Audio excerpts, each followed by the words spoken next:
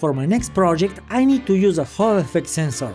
When I looked online to buy some, I was pretty surprised to discover that there are different types of these sensors, each with its own unique behavior. I figured this might be interesting for some of you who like me are new to electronics. Damn, son! So I decided to make this video to show you the differences between each type. If you stick around till the end, I'll show you how to build a cool circuit that works as a proximity sensor to detect ferrous targets. Now, Hall effect sensors are usually used to detect presence, strength, and polarity of magnetic fields, converting that information into electrical signals. The electrons have magnetic fields, therefore the flow of electrons would also generate magnetic field. As electrical current flows, magnetic field lines are generated perpendicular to the direction of flow. The higher the amperage, the stronger the magnetic force. In Hall effect sensor, current flows through the device between its VCC and ground pins. When a magnetic field is introduced, it interacts with the magnetic field of the flowing current. The path of the current appears to curve as the electrons flowing through the chip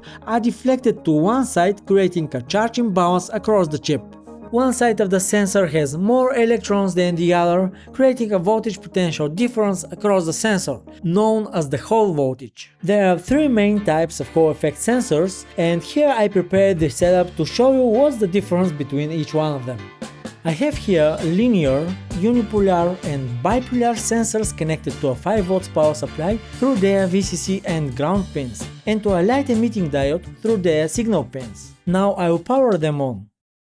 The first thing we notice is that the linear sensor's LED lights up. It's dim, but it's on. I'm holding a magnet in my hand, approaching the sensor with the south pole of the magnet.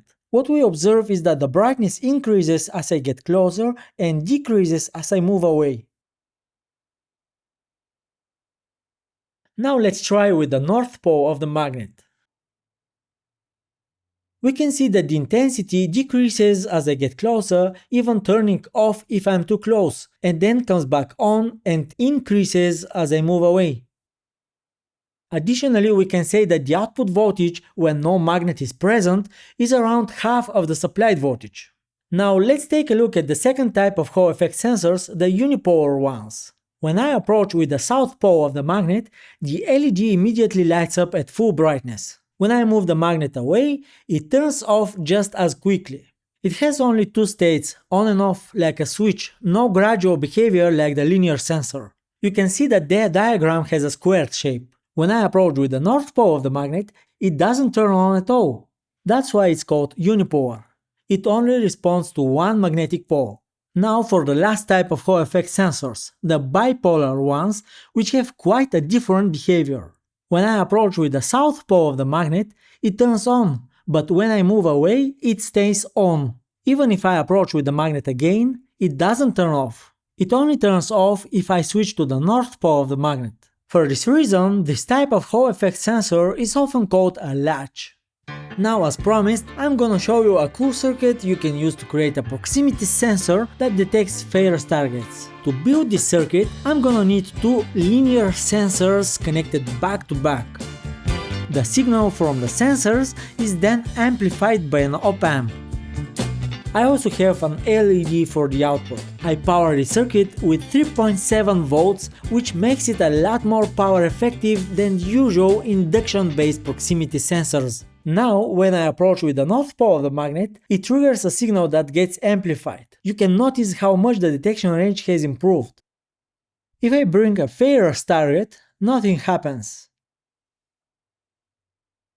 But if we place the north pole of the magnet near the backside of the sensor until it just turns on, we introduce a bias. Now, when we bring a ferrous object like this steel ball in front of the sensor, it will detect it. So as long as we have that bias present, we can create a proximity sensor that detects ferrous targets.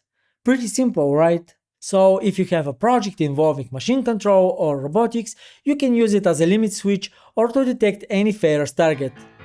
If you enjoyed this video, give it a thumbs up, and if you want more quick tips and how-tos like this, make sure to subscribe so you don't miss out.